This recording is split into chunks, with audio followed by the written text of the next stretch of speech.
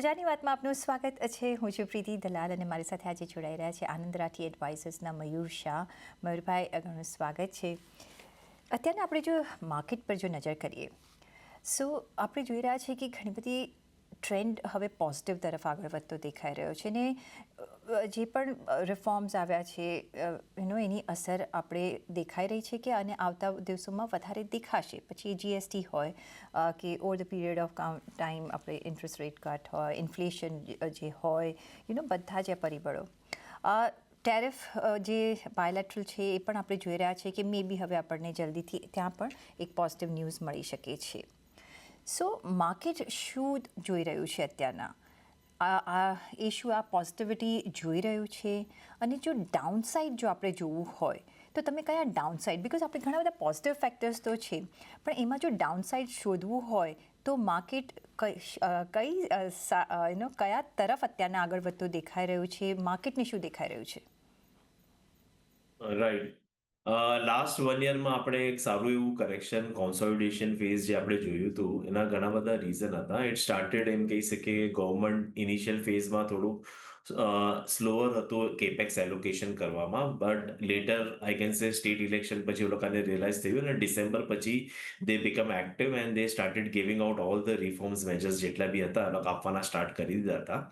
જેમાં તમારા CRR cut, repo cut, પછી ટેક્સ રિલીફ પણ આપી દીધું ગવર્મેન્ટે અને જીએસટી રેશનલાઇઝેશન બી કરી દીધું.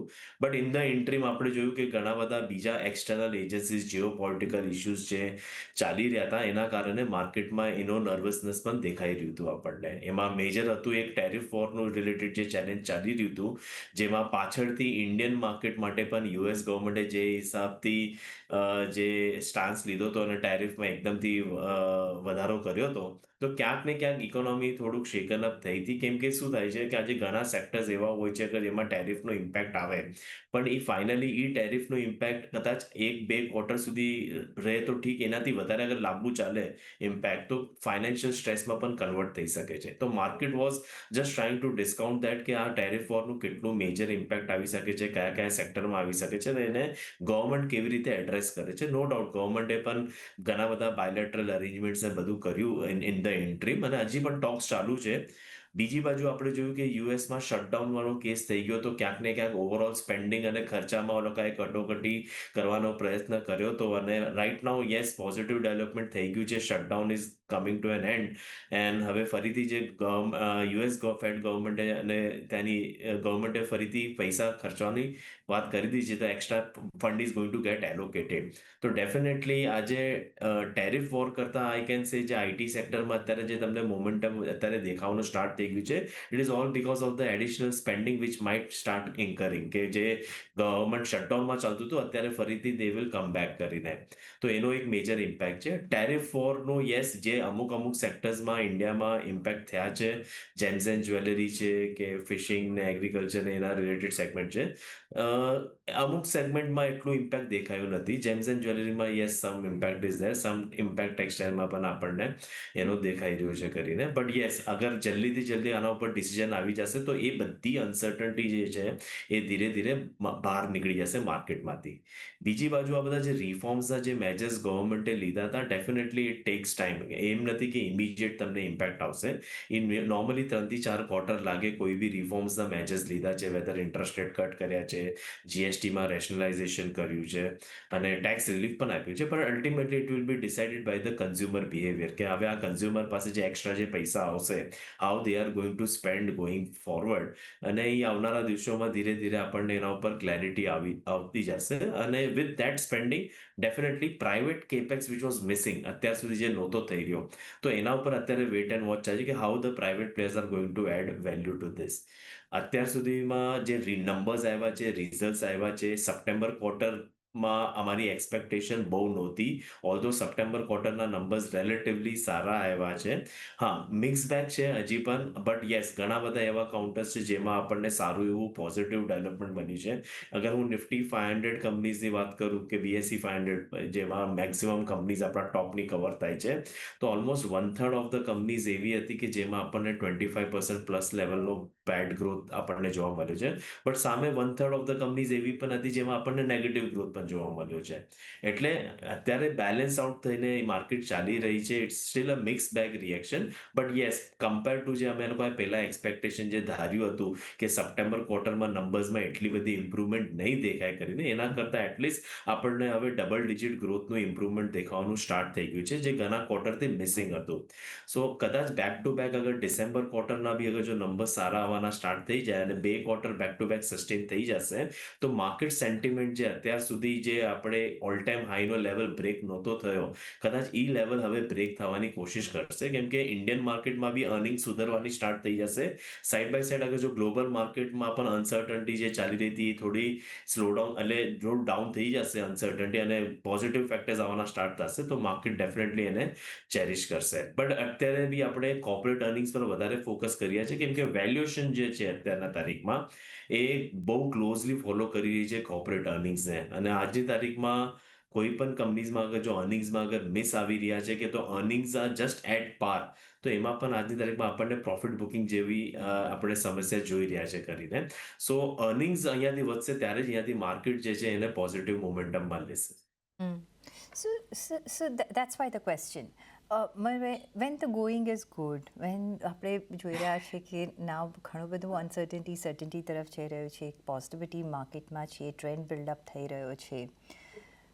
હા, જો ડાઉનસાઇડ આપણે જે જોવી હોય કે કઈ વસ્તુ તમને લાગે છે કે હેમ્પર થઈ શકે છે? શું ગ્લોબલ ફેક્ટર્સ જે રીતના અત્યારના આપણે જાપાન યુએસની ઇકોનોમી જોઈ રહ્યા છે, ઓર જો ડોમેસ્ટિક ફેક્ટર્સ પર નજર કરવું હોય તો શું તમને લાગે છે કે હવે અર્નિંગ્સમાં આપણે સુધારો જોવો જ જોઈશે? Because corporates will have to give those earnings, right? એ આગળ જતાં એક ટ્રેન્ડ ડિસાઇડ કરી શકે છે.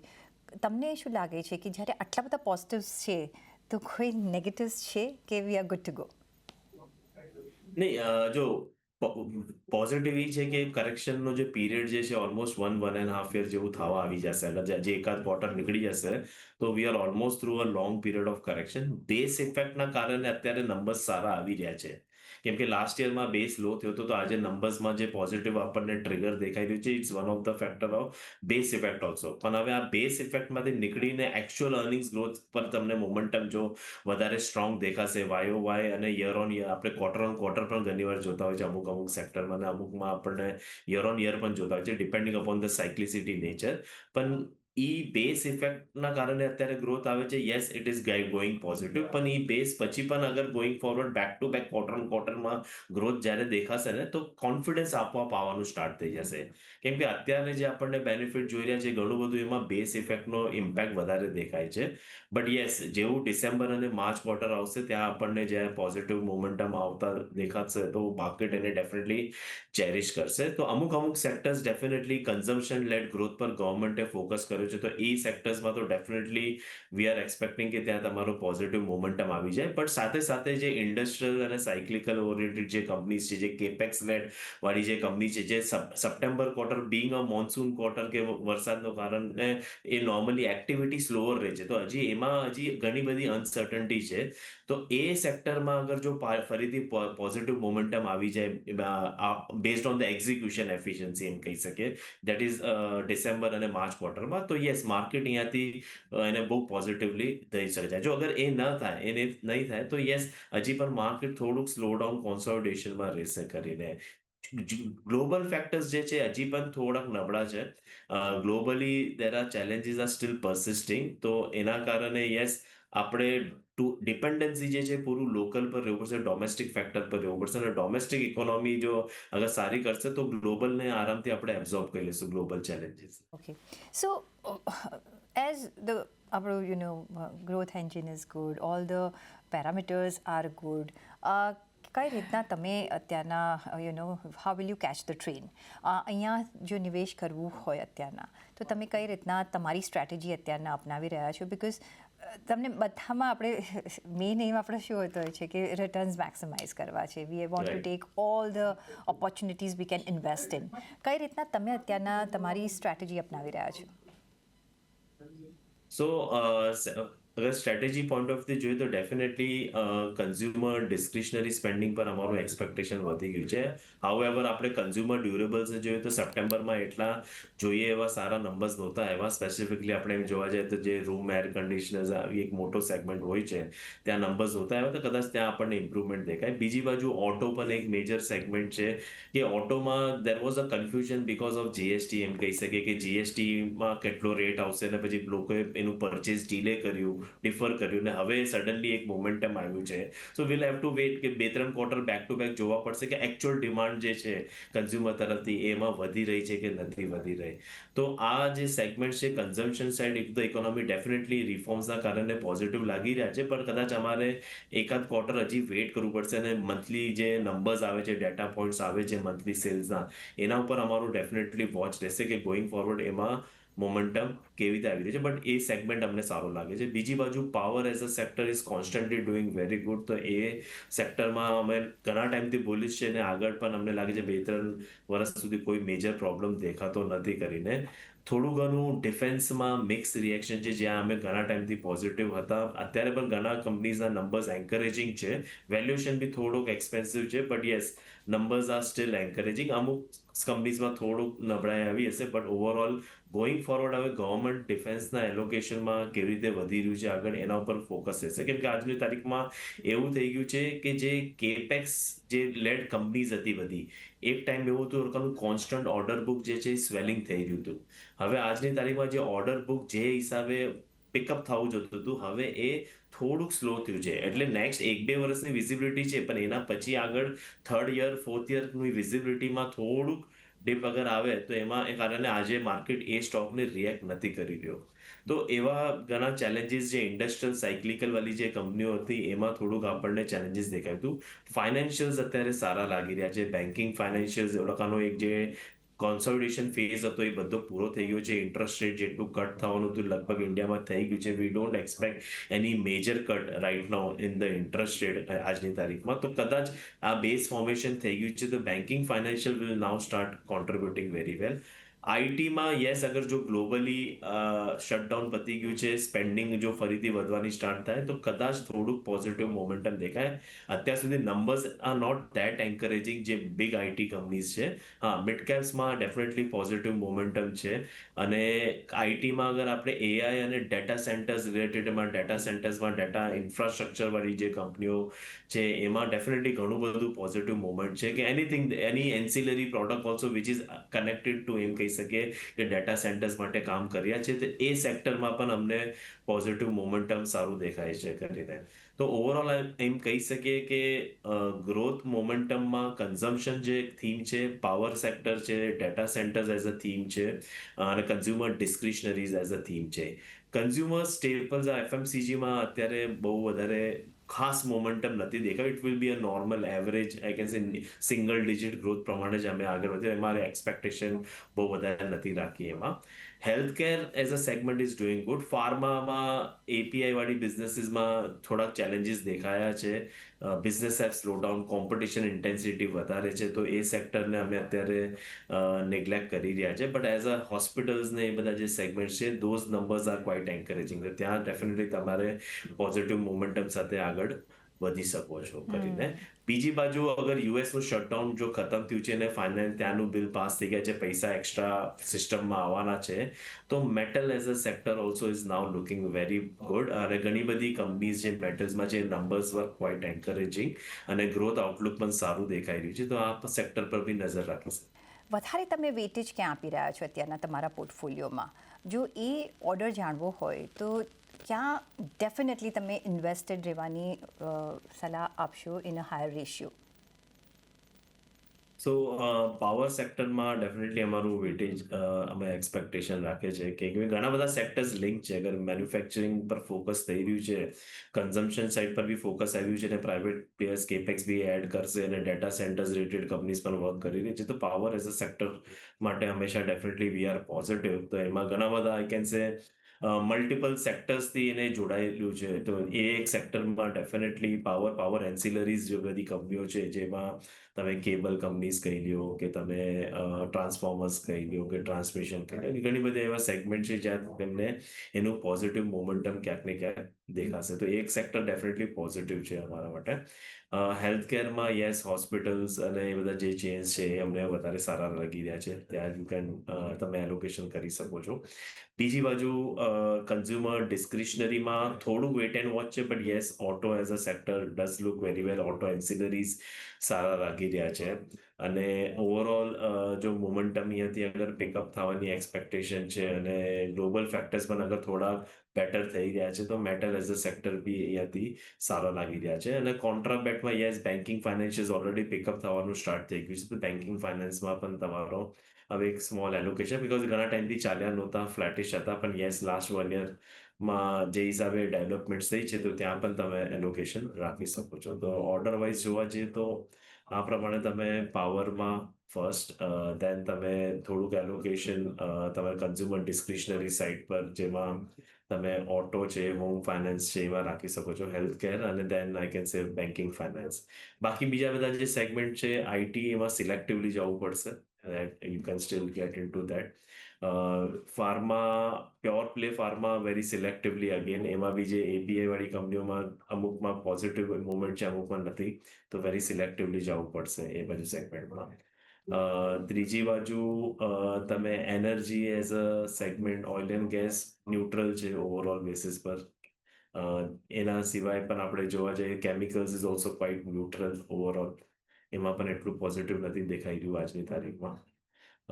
બીજા આઈ કેન સે આઈટીમાં મિડ કેપ, તમે કીધું કે mid cap ITs are looking better, but yes, large cap આઈટીમાં પણ કદાચ તમને મોમેન્ટમ દેખાવાનો સ્ટાર્ટ થઈ જાય, because of I can say global challenges જે અગર ધીરે ધીરે આઉટ થતા જાય છે. સો એમાં પણ તમે ધ્યાન રાખો. બીજી બાજુ લાસ્ટ એક છે કેપિટલ માર્કેટ્સ, ઓવરઓલ સારું લાગી રહ્યું છે. ઘણા બધા કંપનીઝ આવી ગયા છે, જે હિસાબે નંબર ઓફ આઈપીઓઝ આવી રહ્યા છે. More liquidity is getting in to this segment and this sectors. નવી નવી કંપનીઓ લિસ્ટ થઈ ચૂકી છે. તો આઈ કેન સે આ સેક્ટરમાં લોકો પાસે જે પૈસા બી આવી રહ્યા છે, ઘણા બધા પૈસા અત્યારની તારીખમાં કેપિટલ માર્કેટ્સ, આઈ કેન સે ફાઇનાન્સમાં બી જઈ રહ્યા છે. તો એ પણ એઝ અ સેક્ટર ઓવરઓલ ઘણો સારો લાગે. સો અને સાથે તમે અત્યારના આપણે જો જોઈએ તો modern times, reformative times, world is going through a change, એમાં ન્યૂ એરિયાઝ આવી રહ્યા છે, ન્યૂ આઈડિયાઝ આવી રહ્યા છે મર્જ થઈને, એક ન્યૂ વર્લ્ડ તરફ આગળ આપણે જતા જોઈ રહ્યા છે, right? India is also no less, અને with the world it will have to move. કઈ રીતના તમે આ ન્યૂ એરિયાઝ કે ન્યૂ જે સેક્ટર્સ છે એમાં તમે ઓપોર્ચ્યુનિટીઝ જોઈ રહ્યા છો, like as for example AI, data centre, technology જે, અને ટેકનોલોજી જે અપનાવશે આગળ વધશે, અને અત્યારના ટેકનોલોજી જો તમે નથી અપનાવતા તો લાઈક તમે પાછળ રહી જશો, રાઈટ? કયા એવા રાઈટ. તમે જોઈ રહ્યા છો કે ઓપોર્ચ્યુનિટીઝ છે જ્યાં તમે નિવેશ કરી શકો છો અત્યારના, which can be multibagger after say some years maybe? Hmm. So definitely AI is a concept, I can say. I can say business model જે AI પર રન કરે એમાં પોઝિટિવ પણ છે અને ડિસ્ટ્રપ્શન બી છે. બંને બાજુ આપણે જોઈ શકીએ છીએ. પણ યસ, આ એઆઈને મેન્ટેન કરવા માટે, એઆઈને એપ્લિકેશન પર રન કરવા માટે, with so much of I can say data to be processed, so much of data to be manage, અને એના કન્ટિન્યુઅસ એના રેકોર્ડ્સ બધું મેન્ટેન બધું રાખવા માટે data centres is definitely clear cut beneficiary એમ કહી શકે. એઆઈ વાળી ઘણી બધી કંપનીઓ આવી શકે છે. એમાં જેમ જેમ કંપની આગળ વધશે એના પોતાના સક્સેસ પ્રમાણે, એના આઈ કેન સે એક્સેપ્ટન્સ પ્રમાણે કદાચ આગળ વધશે. બટ એના બેકએન્ડમાં અગર આપણે જોઈએ, જે ઇન્ફ્રાસ્ટ્રક્ચર જે લાગશે, એમાં તમે કહેશો જે ખાલી ઇન્ફ્રાસ્ટ્રક્ચર પ્રોવાઈડ કરે છે, પ્લેટફોર્મ્સ પ્રોવાઈડ કરે છે, સોફ્ટવેર એઝ સર્વિસ પણ જે પ્રોવાઈડ કરી રહ્યા છે, જે એઆઈ રિલેટેડ કામ કરે છે, તો એ બધી કંપનીઓમાં તો ડેફિનેટલી આપણને લોંગ રનમાં બેનિફિટ દેખાય છે. આજે ડેવલપ વર્લ્ડમાં તો બહુ ફાસ્ટ એના ઉપર કામ ચાલી રહ્યું છે. ઇન્ડિયન માર્કેટમાં પણ ધીરે ધીરે યસ, એમાં મોમેન્ટમ ચાલી રહ્યું છે. તો તમે ડેફિનેટલી એ બધી કંપનીઝ પર ધ્યાન રાખી શકો છો કે જે ડેટા સેન્ટર્સ અને અલોંગ ડેટા પ્લેટફોર્મ્સને બધું જ પ્રોવાઈડ કરતા હોય કરીને. તો એ કંપનીઝમાં તમને ડેફિનેટલી ફ્યુચર લોંગ ટર્મ પ્રોસ્પેક્ટ્સ ઘણો સારો લાગી રહ્યો છે. અને કંપનીઝ યસ આજે ઘણા બધા સેક્ટર્સમાં એઆઈ યુઝ થઈ શકે છે. એવું નથી કે આજે તમે હેલ્થકેરમાં બી એઆઈ યુઝ કરો, ફાઇનાન્સ ફિલ્ડમાં પણ તમે એઆઈ યુઝ કરી શકો છો, કેપિટલ માર્કેટ્સમાં પણ તમે ઘણા લોકો આજે એઆઈને ધીરે ધીરે યુઝ કરવાના સ્ટાર્ટ કરી ચૂક્યા છે. એટલે it is application which can B use anywhere but depending but હા આના બેકએન્ડમાં જે મેં તમને કીધું ને કે જે ઇન્ફ્રાસ્ટ્રક્ચર લાગશે એમાં તમારે ઇન્ફ્રાસ્ટ્રક્ચર માટે તમારે હાર્ડવેર બી લાગશે, સર્વર્સ બી લાગશે, એપ્લિકેશન બી લાગશે, પાવર બી લાગશે એના માટે. તો પાવર ઇઝ અ બિગ એટલે આજે કોઈ પણ ડેટા સેન્ટર્સ પાવરની કોન્સ્ટન્ટ રિક્વાયરમેન્ટ હોય you can't halt it, continuously તમારે એને ઓન રાખવું પડે. સો આ બધા જ સેગમેન્ટ કુલિંગ સિસ્ટમ પણ એના અંદર આવી જાય છે કે જેમને ડેટા સેન્ટર્સ બને, પાવર જાય છે, હીટ પણ એટલું જનરેટ કરશે અને કુલિંગ સિસ્ટમ પણ લાગશે. સો all these kind of companies જે છે ડેફિનેટલી ક્યાંક ને ક્યાંક ઓલાકાને બેનિફિટ થઈ રહ્યું છે. સાઇડ બાય સાઇડ વિધિન એના કનેક્ટેડ આપણે જોઈએ તો people are shifting towards green energy, clean and green energy. થોડોક નબળો પડ્યો તો સેક્ટર એઝ અ વેલ્યુએશન થોડા સ્ટ્રેસ હતા. એક બે ચેલેન્જીસ પણ અમુક આવ્યા છે કેમ કે જે હિસાબથી સ્પીડઅપથી કરીને ગવર્મેન્ટે પણ પ્રમોટ કર્યું હતું અને લોકોએ ફંડિંગ પણ ઉપાડી હતી માર્કેટમાં. તો યસ એ સેક્ટરમાં પણ મોમેન્ટમ સ્ટ્રોંગ હતો. વેલ્યુએશન થોડાક સ્ટ્રેચ થઈ ગયા હતા, ગેટિંગ કરેક્ટેડ. ગ્લોબલી પણ થોડો કોમ્પિટિશન છે એના અંદર. But yes this is quite positive. એમ કહી શકે જે ન્યૂ એજ સેક્ટરમાં, ન્યૂ એજ ડેવલપમેન્ટમાં થઈ રહ્યા છે તો એ ઘણું પોઝિટિવ છે. અને બીજી બાજુ યસ ઇન્ફ્રાસ્ટ્રક્ચર ડેવલપમેન્ટમાં આજની તારીખમાં જે હિસાબે આપણે જોઈ રહ્યા છે બધી જે કનેક્ટિવિટી ને મેટ્રોઝનું જે ઇન્ફ્રાસ્ટ્રક્ચર કામકાજ જે મલ્ટિપલ સિટીઝમાં ને થઈ રહ્યા છે તો એ પણ એક એમ કહી શકીએ છે એક નવો ટ્રેન્ડ કરીને એમ કહી શકે કે ક્લિયર કટ એમ કહી શકે ડિમાન્ડ જે છે આ કેપેક્સ જે થઈ રહ્યું છે આ બધા સેક્ટરમાં એના રિલેટેડ પણ જે બધી કંપનીઓ કામ કરી રહી છે એ લોકોને પણ ઘણો ફાયદો. તો of course infra, new infra, modernise infra આજ આપણે જોઈ રહ્યા છીએ, ટેકનોલોજી ડ્રિવન બધા જ તમે સેક્ટરમાં જોશો ટેકનોલોજી આપણે જોઈ રહ્યા છે. સો આ આખી સપોર્ટિંગ સિસ્ટમ, ઇકોસિસ્ટમ આજે બિલ્ડ થઈ રહી છે. એટલે એની લી ઓવર ઇફેક્ટ તમને બધા સેક્ટર્સમાં દેખાશે જે આ મેઇન સેક્ટરમાં યુઝ થશે. તો ઘણી બધી એમ્પલ ઓફ ઓપોર્ચ્યુનિટીઝ છે જે આપણે ધ્યાન રાખી શકીએ છીએ. ઓન દેટ નોટ મયુરભાઈ ઘણો આભાર તમારો અમારી સાથે આજે જોડાવા બદલ. અને સાથે જ મને આપશો રજા. જોડાયેલા રહેજો CNBC બજાર સાથે. નમસ્કાર.